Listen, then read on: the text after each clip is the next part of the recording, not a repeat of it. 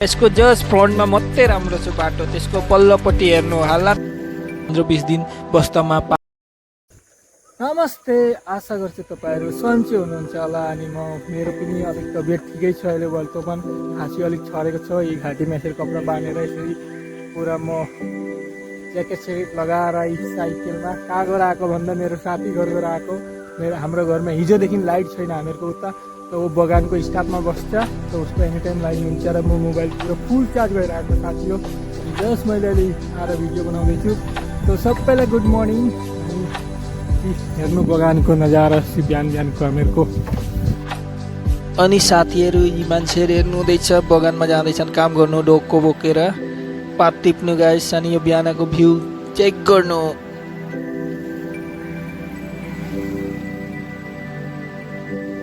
अनि साथीहरू म पुगेँ अहिले यो कानेरी भन्दा सियाजुली गाउँ पञ्चायतको अगाडिको बाटो अनि अलिकति उताको बाटो यो चेक गर्नु साथी हो।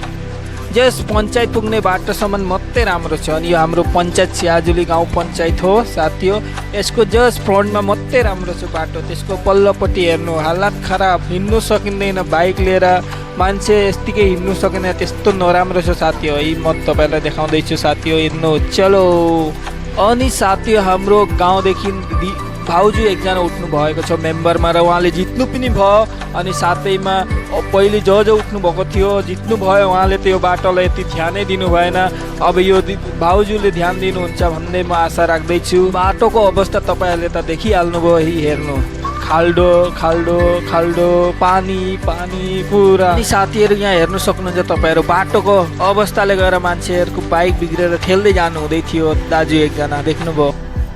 अनि साथीहरू यो हाम्रो तिनाली अनि यहाँ एलपी स्कुल थियो र अहिले यो जग्गामा छैन, अर्को जग्गामा ट्रान्सफर भयो। फेरि नयाँ चाहिँ यहाँ एउटा स्कुल बनिँदैछ साथी हो, यो चेक गर्नु। अनि यो स्कुल त बनिँदैछ हो, तर यो रास्ता किन बनिँदैन? यो केटाकेटीहरूलाई कति प्रब्लम हुन्छ स्कुल आउनु जानु, यो किन हेर्नुहुन्न तपाईँहरू?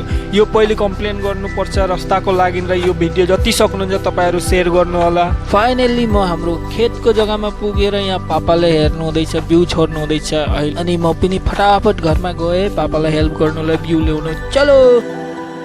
अनि साथीहरू यो भ्यू हो। अनि यो कसरी भयो भन्दा धानलाई 15-20 दिन बस्तामा पानीमा भिजाएर राख्नुपर्छ र यस्तो हुन्छ। अनि यसलाई लगेर फेरि खेतमा छर्नुपर्छ त्यो। अनि मैले पुरा बस्तामा भएर यो चेक गर्नु। अब मैले यस्तरी बोक्नुपर्छ कि यस्तो धरेर यस्तरी बोकेर अनि लिएर जानुपर्छ खेतमा पुरा। अनि मैले बाल्टिङमा हालिदिएँ। अनि पिताले पुरा छर्नु हुँदैछ, बिउबारी बनाएको थियो पुरा यसरी छर्छन् गाइस।